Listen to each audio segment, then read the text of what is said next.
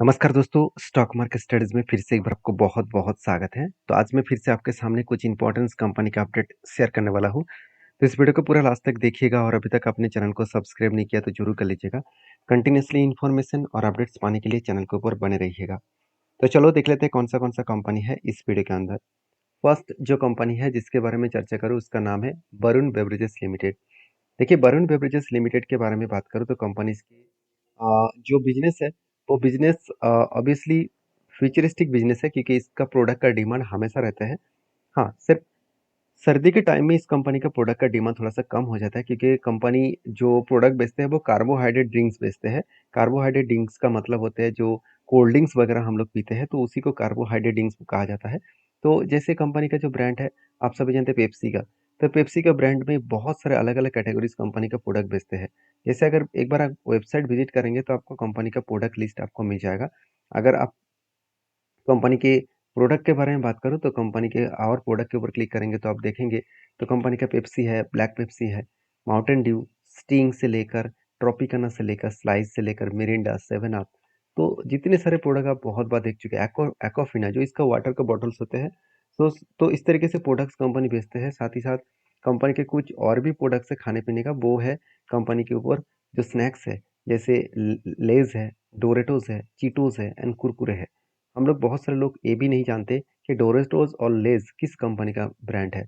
वो आप पैकेजिंग को मतलब उल्टा करके देखेंगे तो आप वहाँ से देखने को मिल जाएगा कि वरुण बेवरेजेस इसका मतलब इस कंपनी से वो मैन्युफैक्चरिंग हो रहा है। तो कहने का मतलब है कि जिसका प्रोडक्ट का डिमांड हमेशा आज भी है, फ्यूचर में और भी ज़्यादा बढ़ने वाला है। क्योंकि और भी ज़्यादा बनने के कारण मैं आपको दिखा रहा हूँ, देखिए आप खुद ही देख लीजिए। Varun beverages completely acquisition of south African beverages company. तो मैं पहले ही बोल चुका हूँ, साउथ अफ्रीका जो बेवरेजेस कंपनी है उसके साथ बहुत दिनों से डीलिंग्स चल रहा है उस कंपनी को खरीदारी करने के लिए। तो फाइनली उसको खरीदारी कर चुके हैं और खरीदारी करने का मेन मकसद है बॉटल्स मैन्युफैक्चरिंग। क्योंकि जो साउथ अफ्रीकन कंपनी है वो बेवरेजेस बॉटल्स बनाते थे, तो उस बॉटल्स मैन्युफैक्चरिंग कंपनी को वो टोटली खरीदारी कर कर चुके हैं। अभी कंपनीज का जो बॉटल्स का जो डिमांड है वो उसमें कुछ दिक्कत नहीं होगा क्योंकि खुद का एक कंपनी यहाँ पे हो चुके हैं। उसी कंपनी से वो बॉटल्स बना लेंगे। तो कहने का मतलब है कि वरुण बेवरेजेस के ऊपर हमेशा मैं इसीलिए बुलिश रहता हूँ क्योंकि कंपनी का परफॉर्मेंस बहुत अच्छा है। मान लेते हो कंपनी का वैल्यूएशन बहुत हाई है। कितना वैल्यूएशन हाई है वो मैं आपको बता दूँ। कंपनी का पी रेशियो एक टाइम पी रेशियो चला गया था करीबन 155-56 के आसपास और आज पी रेशियो कितना है 90 के आसपास, 90 के आसपास। तो एवरेज पी रेशियो निकल कर आ रहा है करीबन 59 के आसपास। तो ओवरऑल बात करें कंपनी का जो पी रेशियो है वो थोड़ा-सा हाई मतलब हाई वैल्यूएबल के हिसाब से देखा है तो कंपनी का पी रेशियो अभी भी हाई है। मगर इसका टॉप लेवल तक पी रेशियो के जाने का चांसेस है क्योंकि प्रीवियस एक बार हाई किया है तो उस लेवल तक जाने का वो कोशिश ज़रूर करेंगे। तो अगर उस लेवल तक गए तो एक अच्छा खासा धमाका हो सकता है क्योंकि चार्ट पैटर्न भी उसी तरीके से कुछ सिनेरियो यहाँ पे देखने को मिला है। क्योंकि जब से यहाँ पे इस लेवल को देखने को मिला, एक रेंज के हिसाब से कंपनी ट्रेड किया, फाइनली उस लेवल को जब ब्रेकआउट किया, एक बार रिटेस्ट भी किया और रिटेस्ट करने के बाद कंपनी क्या कर रहा है, धीरे-धीरे करके ऊपर जाने का कोशिश कर रहा है। और देखिए मुझे यहाँ पे 2 तरीके से सिनेरियो में लेकर चल रहा हूँ, नीचे साइड में मैं स्टॉप लॉस लेकर चल रहा हूँ और ऊपर साइड में मैं टारगेट लेकर चल रहा हूँ। इस हमेशा मैं 1:3 रेशियो का टारगेट लेकर चलता हूँ क्योंकि मुझे अगर लॉस हो तो 1% का लॉस हो और टारगेट हो तो मुझे 3% का टारगेट हो। तो अभी मुझे लग रहा है कि ईज़िली वो टारगेट को अचीव नहीं कर पाएँगे क्योंकि ये जो लेवल है ये स्ट्रांगली इस कंपनी की एक रेंज बन रहा है। तो यहाँ पे एक कप भी बन रहा है तो इसके बाद एक छोटा-सा हैंडल भी क्रिएट करे तो एक मोमेंटम जर्नी आपको देखने को मिल सकता है। तो मार्केट है, कुछ भी हो सकता है। अब ये देखना है कि कंपनी अपकमिंग टाइम्स में किस तरीके से परफॉर्मेंस करता है। तो नेक्स्ट जो कंपनी उसका नाम है डिक्सन टेक्नोलॉजीज़। तो डिक्सन टेक्नोलॉजीज़ के बारे में चर्चा करने से पहले मैं रिक्वेस्ट करूँगा, चैनल को सब्सक्राइब नहीं किया तो ज़रूर कर लीजिए और वीडियो को ज़रूर लाइक करिए। और हाँ, मेरी तरफ से कोई भी बाय एंड सेल का रिकमेंडेशन कभी नहीं होता है, क्योंकि मैं कोई सेबी रजिस्टर्ड पर्सन नहीं हूँ। अगर आपको काम करना है तो प्लीज़ सारी चीज़ों को समझ कर सीख कर काम करिए। और मेरा कोई भी पेड वर्ज़न नहीं है कि आपके पास से मैं ₹1 भी लेना नहीं चाहता हूँ। आप अगर सीखना चाहते हैं तो मेरे साथ जुड़े रहिए, अगर सीख कर काम करना चाहते हैं तो मेरे साथ ज़रूर बने रहिए। अगर आप टिप्स के लिए आए हैं तो प्लीज़ आप दूसरे कोई चैनल के ऊपर जाइए जहाँ पे आपको टिप्स मिलता है। तो डिक्सन टेक्नोलॉजीज़ के ऊपर बात करूँ तो कंपनी का जो क्वार्टर रिज़ल्ट है, वो सेल्स के आंकड़े के बारे में बात करूँ तो सेल्स 2100 करोड़ से 3000 बना, उसके बाद फिर से बीच में कम हो गया था, अभी हाईएस्ट सेल्स देखने को मिला। पिछले सालों की तुलना से डबल के आसपास सेल्स देखने को मिला और प्रॉफिट भी ऑलमोस्ट डबल के आसपास है। तो यही कारण है जिस कारण की वजह से कंपनी के ऊपर एक अच्छा खासा धमाका ग्रोथ देखने को मिल सकता है। क्योंकि डिक्सन टेक्नोलॉजीज के साथ शाओमी का जब डील हुआ तब भी इस कंपनी के ऊपर ग्रोथ हुआ। और दूसरी बात, डिक्सन टेक्नोलॉजीज के साथ जो अच्छा खासा ग्रोथ होने का चांसेस जब बढ़ा, वो किस बेसिस में बढ़ा मैं आपको बता दूं।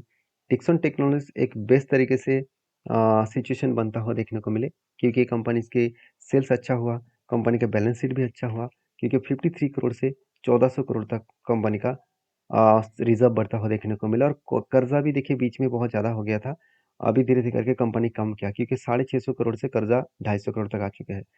तो कुछ पॉइंट ऑफ व्यू से मैं बात करूँ, कंपनी खुद को अलग लेवल में रिप्रेजेंट कर रहा है। और कंपनी जो प्रोडक्ट बनाते हैं वो देखा जाए इस प्रोडक्ट का डिमांड बहुत ज़्यादा है, क्योंकि मोबाइल फ़ोन का डिस्प्ले, उसके साथ साथ टेलीविज़न, उसके साथ साथ रेफ्रिजरेटर और बल्ब से लेकर और बहुत अलग-अलग कैटेगरीज़ के इलेक्ट्रॉनिक्स जो प्रोडक्ट है वो बनाते हैं। तो डिक्सन टेक्नोलॉजीज के ऊपर मैं इसीलिए बुलिश हूँ, क्योंकि कंपनी का बिजनेस फ्यूचरिस्टिक है। और कंपनी इसके ऊपर बिजनेस के मॉडल्स के हिसाब से मार्केट शेयर के बारे में बात करूँ, आप खुद ही देखेंगे तो एलईडी जो टेलीविज़न है 50% मार्केट शेयर इसी के पास है। उसके साथ-साथ एलईडी जो सीएफएल लैम्प है उसके 39% मार्केट शेयर इसी के पास है। और साथ ही साथ जो वॉशिंग मशीन है उसके ऊपर 43% मार्केट शेयर इसी के पास है। तो सोचिए कितना बड़ा ग्रोथ ऑफ अपॉर्च्युनिटी इस कंपनी के ऊपर है आगे बढ़ने का। तो इसीलिए मैं इस कंपनी के ऊपर हमेशा एक बुलिश लेवल में खुद को देखता हूँ। और बाकी इसके टेक्निकली चार्ट पैटर्न्स के बारे में बात करूँ, तो जब मैंने एंट्री हुआ था इस रेंज को जब ब्रेकआउट किया और ब्रेकआउट करने के बाद रिटेस्ट जब किए, रिटेस्ट करने के बाद जब कंफर्मेशन मिला तब मैंने ये एंट्री लिया। और मैं टारगेट लेके चल रहा हूँ 1:3 रेशियो का, मतलब 1% का लॉस और 3% का टारगेट लेके चल रहा हूँ। तो यहाँ पे लॉसेस जो मैं लूँगा इस लेवल के नीचे, और टारगेट मेरा रहेगा करीबन 9713 रुपीज़ के आसपास। अभी देखना ये है कि टारगेट तक वो जा सकते हैं कि नहीं जा सकते हैं। तो आपके क्या ओपिनियन है इस कंपनी के ऊपर, जरूर कमेंट्स करना। नेक्स्ट जो कंपनी उसका नाम है एवेन्यू सुपरमार्ट, जिसको हम लोग डी मार्ट नाम से जानते हैं। देखिए डी मार्ट ने बहुत सताया, बहुत सारे दिनों इंतजार कराया और फाइनली उस लेवल को ब्रेकआउट किया। क्योंकि देखिए कप विद 100 पैटर्न्स बनने के बाद एक्चुअली कंपनी के ऊपर यहाँ पे क्या बना, कप बना, उसके बाद सर कप नहीं कहूँगा, शोल्डर बना, उसके बाद फिर से एक बार शोल्डर बना, बिग हेड बना और दूसरा शोल्डर बना। तो उसके बाद फाइनली क्या हुआ, इस लेवल को ब्रेकआउट किया और धीरे धीरे करके वो ऊपर जा रहा है। तो ऊपर जा रहा है मतलब मैं टारगेट लेकर चल रहा हूँ करीबन 5053 के आसपास, इस लेवल तक मेरा टारगेट रहेगा। और मैं पहले ही बोल चुका हूँ, इसका जो प्रीवियस जो एक स्ट्रांगली रेजिस्टेंस है, इस रेजिस्टेंस को अगर ब्रेक कर पाए तो कंपनी आगे जाने का दम रखेंगे। तो फाइनली इसको ब्रेक तो किया, मगर कैंडल अभी तक उतना कंफर्मेशन नहीं मिला। तो मुझे लग रहा है यहाँ पे थोड़ा सा करेक्शन भी हो सकते हैं और यहाँ से बाउंस बैक भी कर सकते हैं। तो मैं तो बुलिश हूँ इस कंपनी को कंटिन्यू करने के लिए, क्योंकि सिचुएशन वाइज अगर बात करें तो कंपनी की जो प्रीवियस हाई है, इसका जो प्रीवियस एक स्विंग हाई है वो लेवल निकल कर आ रहा है करीबन करीबन 5180 रुपीज़ के आसपास। मतलब हायर पॉसिबिलिटी है उस लेवल तक वो टारगेट को अचीव करेंगे, क्योंकि ध्यान दीजिएगा यहाँ पे एक स्ट्रांगली रेजिस्टेंस बना, यहाँ पे भी बना, यहाँ पे भी बना और यहाँ पे भी बना। फाइनली इस लेवल को ब्रेकआउट किया, ब्रेकआउट करने के बाद एक बार रिटेस्ट किया, उसके बाद बाउंस बैक कर रहा है। इसका मतलब पॉसिबिलिटी ज़्यादा है वो अपर लेवल तक जाकर ही रुकेगा, क्योंकि जब भी कुछ इस तरीके से बार-बार वो रेजिस्टेंस को ब्रेक करने का कोशिश किया और जब ब्रेक किया और उसके बाद ब्रेक करने के बाद कभी ना कभी वो रिटेस्ट करेगा और रिटेस्ट करने के बाद ही एक धमाका परफॉर्मेंस होता है। तो उसी तरीके से सिचुएशन यहाँ पे देखने को मिला है।